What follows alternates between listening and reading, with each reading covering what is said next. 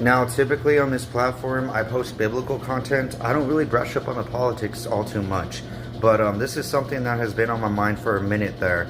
And I need to just address this once and for all, because if we don't speak about this, then we're going to go blind and ignorant to this. And I can admit that I have been blind and ignorant to this for a very long time.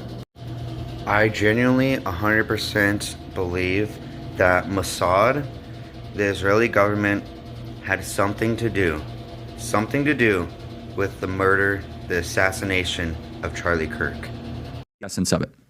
The essence is this. This is the closest thing to the Holocaust that any of us have lived through.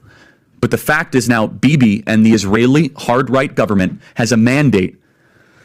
I gotta be careful the way I say this. They're gonna try to ethnically cleanse Gaza. Yep. I mean, I don't use that term lightly, okay? They're talking about basically removing 2.5 million people from there, okay? And honestly, they have a mandate to go seek justice and revenge. They do.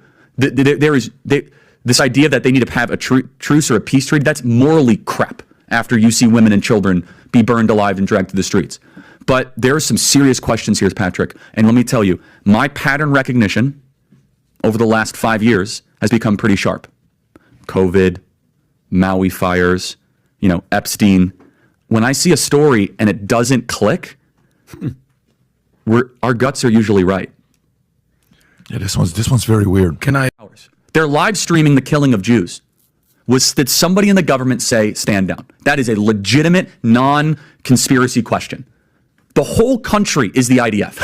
The whole country is. Yeah. And you're trying to tell me that they're going to concerts and kibbutzes and schools and by reports 6 hours. Let's say it's 3 hours. That's suspect. Owned by the Jews. And I was going to say, Ben, come pro-Israel. on. You Jews own the media, Ben. So, I mean, come on. As you could tell by all the wonderful headlines you guys get.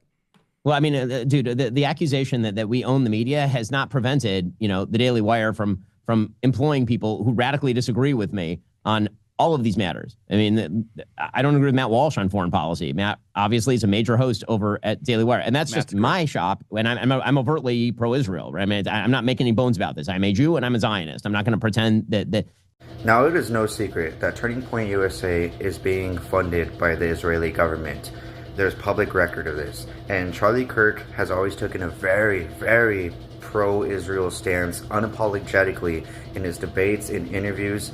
I've been watching him for a very long time. I am a fan of Charlie Kirk, and I couldn't really grasp as to why most conservatives like himself would blindly support Israel during these atrocities, during the whole slaughter of Palestinian people, during the war of Gaza, the whole Hamas stuff. He was always blindly